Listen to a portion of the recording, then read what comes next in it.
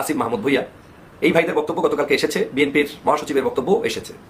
বাংলাদেশের সাম্প্রতিক সময়ে এই বক্তব্যগুলো আমাদের কি ক্ষতি করছে, কি উপকার করছে। এবং আসসালামু আলাইকুম দর্শক, এই এমপি হারুন আর মির্জা ফখরুল ইসলাম আলমগীরকে তো কোনো রকম ভাবেই থামানো যাচ্ছে না। দর্শক, এমপি হারুন, মিজানুর রহমান আজহারী, জামাত সহ অন্যান্য উলামায়ে কেরামকে নিয়ে তো একের পর এক কটূক্তি করেই যাচ্ছে। দর্শক, এই এমপি হারুন কি বলেছে সেটা আপনারা দেখতে পাবেন, এবং এই এমপি হারুনকে নিয়ে আপনারা কি মতামত অবশ্যই কমেন্ট করে জানাবেন। সাথে সাথে দর্শক, মির্জা ফখরুল ইসলাম আলমগীরকে নিয়ে ডক্টর ফয়জুল্লাহ কি বলেছে সেটা আমি আপনাদেরকে দেখাবো। তাই দর্শক বলতে সম্পূর্ণ দেখবেন এবং বেশি বেশি শেয়ার করে অন্য থেকে শুরু করে দিবেন। চলুন দর্শক, সর্বপ্রথম আমরা দেখে আসি এই এমপি হারুন কি বলেছে। কোরআনের রাফির নামে জামাত ইসলামকে প্রেজেন্ট করা মুনাফিকি আরেকটি উনি জনসভা করছে জামাতের। সারা বাংলাদেশে আমরা বলি না, কথা বলতে চাই। কোরআনের তাফসীর মাহফিল করবেন, আল্লাহ এবং আল্লাহ রাসূলের যে বক্তব্য রয়েছে সেগুলো আপনারা আলোচনা করেন। এর মধ্যে জামাত ইসলাম কি কোন হাদিসের মধ্যে কোন অংশ, কোন চ্যাপ্টার, কোন পাঠ মুনাফিকি করছেন কেন? সরাসরি জামাত ইসলামের নামে তাফসীর মাহফিল করেন, লোক হবে না। মানুষ তো বোকা নয়, মানুষ চাল সিদ্ধ করে ভাত খায়, চাল চাপিয়ে ভাত খায় না। আজকে আমি আহ্বান জানাবো জামাতি মৌলবীদেরকে যে আপনারা দয়া করে এই পথ থেকে ফিরে আসুন, এই পথ থেকে বিরত থাকুন। না হলে পারে এদেশের আলেম সমাজ, এদেশের সর্বপ্রাণ মানুষ আপনাদের এই ধুরুন্দার কর্মকাণ্ডকে প্রত্যাখ্যান করবে, প্রত্যাহার করবে।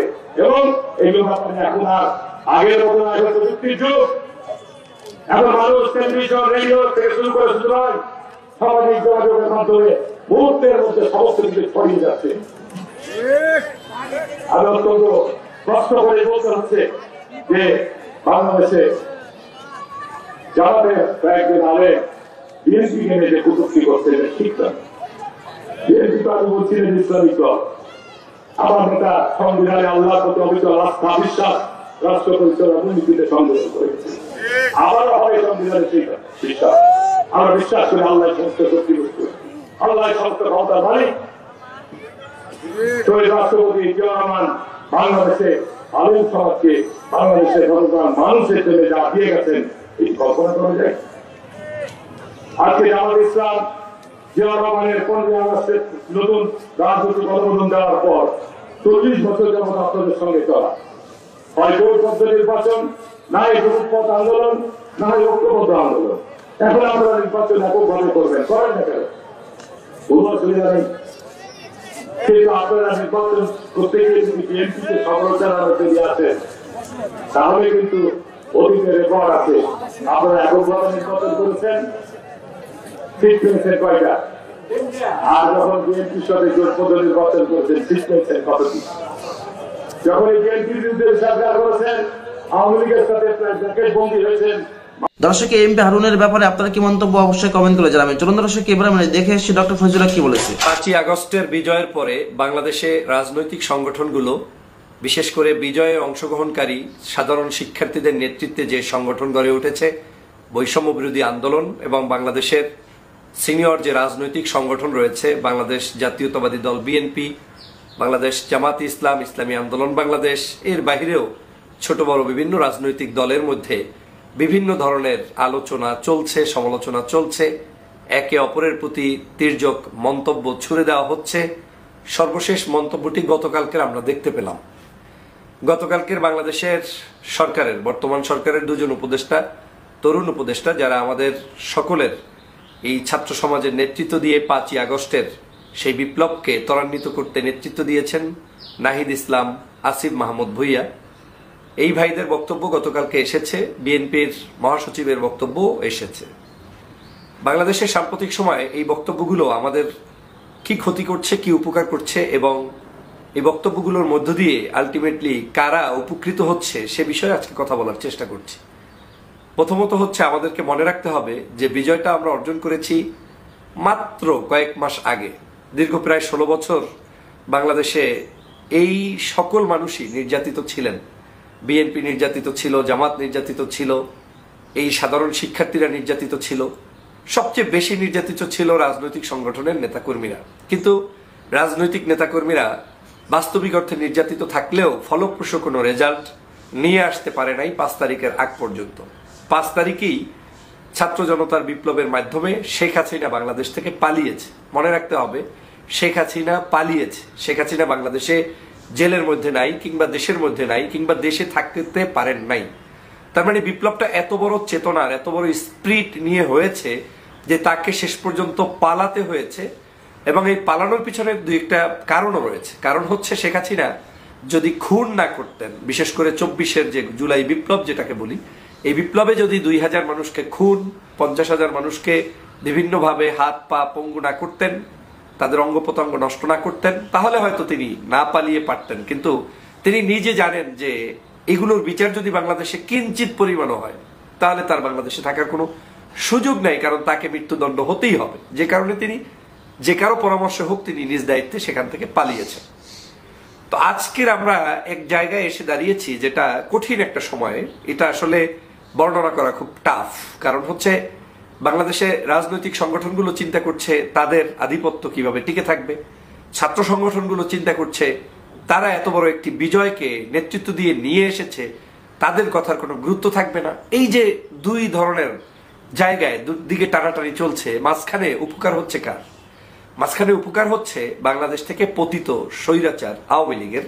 কারণ এই আওয়ামী লীগ তারা যে কোনো মূল্যে আপনার এই আন্দোলনকে বিতর্কিত করতে চায়, জুলাইয়ের বিপ্লবকে একটি জঙ্গিদের কার্যক্রম হিসেবে আখ্যায়িত করতে চায়, এটাকে জামাত শিবিরের কাজ বলে প্রচার করতে চায়, এটাকে মানে আগে যেরকম তারা ট্যাগের রাজনীতি করতো, সেই ট্যাগিংই আবার শুরু করতে চায় যে এটা এক ধরনের মুক্তিযুদ্ধের বিরুদ্ধের শক্তি যারা, তারা এই 24-এর এই বিপ্লবকে ঘটিয়েছে। তবে আওয়ামী লীগ আর কেউ বুঝুক কিংবা না বুঝুক, আওয়ামী লীগ অন্তত এতটুকু বোঝে যে কারা এই আন্দোলনকে সফল করেছে, কিভাবে করেছে, সেইটা তাদের ভিতরে অনুধাবন হয়েছে। কারণ আওয়ামী লীগ সরাসরি যেটা ফেস করেছে, এটা আপনি আমি তো করি নাই, আওয়ামী লীগ করেছে, শেখ হাসিনা করেছে। কারণ শেখ হাসিনাতে পালাতে হয়েছে।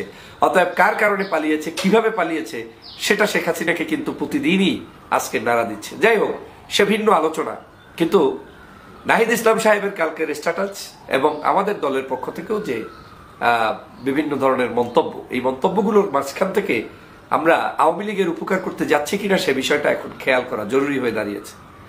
আজকে যদি গুতাগুতি করতে গিয়ে, যেমন গতকালকে নাহিদ ইসলাম অকপটে অনেক জিনিস বলেই ফেললেন যে বাংলাদেশের বর্তমান সময়ে সবচাইতে বেশি উপকৃত দল বিএনপি। তিনি বুঝাতে চেয়েছেন যে বিএনপি বিভিন্ন পদ পদবিতে আছে, প্রশাসনে আছে, কর্মকর্তা হিসেবে আছে। আর বিশেষ করে দুটো জায়গায় উল্লেখ করেই তো বলে দিলেন আপনার এই কি বলে বিচার বিভাগের একজনের কথা, এরপরে প্রশাসনের পুলিশের মধ্যে একজনের কথা। এভাবে করে তিনি কিন্তু ইঙ্গিত বহন করে দিয়েছেন, যেটা কখনোই আমাদের আগামীর রাজনীতির জন্য শুভকর হবে না।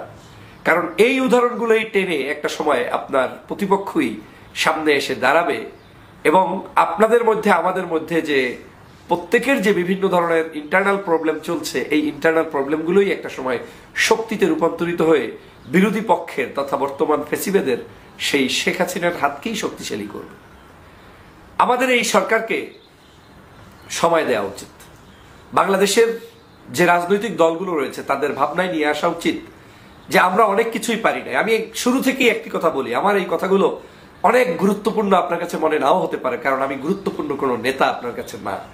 কিন্তু আমি ফিল্ড অবজার্ভ করে পাবলিক রিয়াকশনকে অনুধাবন করার চেষ্টা করি এবং আমি বুঝি যে কি হবে, কি করা উচিত। এখন বয়সে ছোট হওয়ার কারণে আপনার কাছে এটা বুদ্ধিজীবী টাইপের পরামর্শ মনে হবে না, কিন্তু আমি শুরু থেকেই বলে এসেছিলাম যে বাংলাদেশের সকল রাজনৈতিক দলেরই একটু মুখটা যদি একটু চুপ থাকতো, বন্ধ থাকতো, মানে তারা যার কাজ তার করে যাবে। আপনাকে ধরিয়ে নিতে হবে যে এই সরকার এসেছে আপনার মন মতো চলার জন্য না, যে 10 দিন 15 দিন 3 মাস 4 মাসের মধ্যেই চাইলে আমার একটা নির্বাচন দিয়ে দিবে না। এটা অনেকগুলো তরাই উত্তরাই বা ভিন্ন কোনো পরিকল্পনা, বিভিন্ন ধরনের সমীকরণ সহ সম্মিলিত একটি প্রচেষ্টায় আপনি সফলতা পেয়েছেন। এখন এই সফলতার প্রধান ভাগদার যেহেতু আপনি, আপনার উচিত সবচেয়ে বড় ধৈর্য ধারণ করা। ধৈর্যটা কেমন হবে?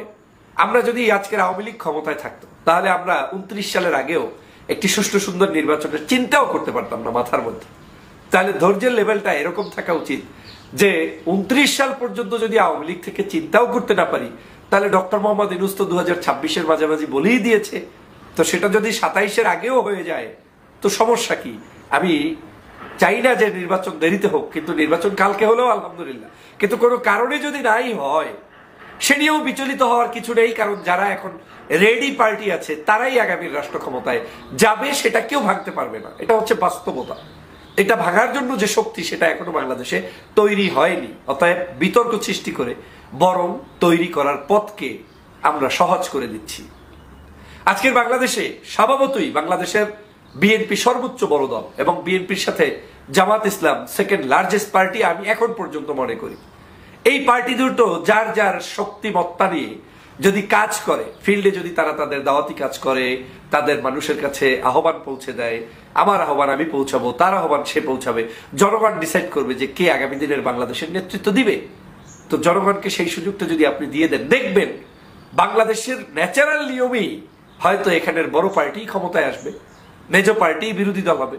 তা আবার তো এখানে কাউকে না কাউকে সরকারে কিংবা বিরোধী দলে বানাতে হবেই। আর যদি আপনি মনে করেন যে না কিছুই হবে না, ফট করে একটা জামাতও চলে আসলো ক্ষমতায়, যদি ধরেন যে এসেই গেল, তো আওয়ামী লীগ তো ক্ষমতায় ছিল, আরেকজন আসলো, কিন্তু আপনি তো অন্তত নিরাপদে মামলা ছাড়া, কাজ ছাড়া রাষ্ট্র ব্যবস্থায় ঘুরে বেড়াতে পারছেন, কাজ করতে পারছেন। সমস্যা কোথায়? নির্বাচন পদ্ধতিটার জন্য আমাদেরকে ধৈর্যের যে প্রয়োজন, আমি মনে করি ধৈর্য ধরলেই এই রাষ্ট্রের সকল সমস্যা সমাধান হয়ে যেত। কিন্তু আমরা যা করছি এখন সেটা হচ্ছে প্রতিনিয়ত যুদ্ধে লিপ্ত হচ্ছি। এবং আমাদের শিক্ষার্থীদের মধ্য থেকেও আমার কাছে মনে হচ্ছে যে যথেষ্ট, যেহেতু বয়সে কম, তাদের পক্ষ থেকেও যে লেভেলের রেসপেক্ট মুরব্বীদের প্রতি, মুরব্বী সংগঠনগুলোর প্রতি দরকার ছিল, সেটাও যেমন আসছে না। মুরব্বী সংগঠনগুলো থেকেও প্রতিনিয়ত যে পরিমাণ তাদের উপরে টর্চার করা হচ্ছে মানসিকভাবে, সেটাও শুভকর নয়। তাতে কি হবে? হবে যেটা, জাতীয় ঐক্য বিনষ্ট হবে। আর জাতীয় ঐক্য বিনষ্ট করতেই আওয়ামী লীগ এখন মাঠে উঠে পড়ে লেগেছে। একটা সময় এমনও হবে, আমি অনেক আগেই বলেছিলাম যে বাংলাদেশের রাজনৈতিক সমীকরণ এমনও হতে পারে একটা পর্যায়ে গিয়ে ওই পাকিস্তানের আদলে হয়ে যেতে পারে আর একটা দেশের আদলে। উদাহরণ দেওয়ার বহু রাষ্ট্র আছে। যাকে আপনি শত্রু মনে করেছেন সে আপনার এক সময় বন্ধু হয়ে যেতে পারে, আর যাকে আপনি বন্ধু মনে করেছেন সে আপনার শত্রু হয়ে যেতে পারে। তাই হচ্ছে। কিন্তু বাস্তবতা হচ্ছে বাংলাদেশে আওয়ামী লীগ যে ক্ষতিটা আপনার করবে, সেটা বাংলাদেশের বৈষম্য বিরোধী আন্দোলন করবে না, জামাত ইসলাম করবে না। দর্শক, ডক্টর ফজলুল হকের কথাগুলোর কাছে কেমন লেগেছে অবশ্যই কমেন্ট করে জানাবেন। আজকে ভিডিও পর্যন্ত ভিডিওগুলো লাইক দিবেন এবং বেশি বেশি শেয়ার করে অন্যকে দেখার সুযোগ করে দিবেন। আসসালামু আলাইকুম।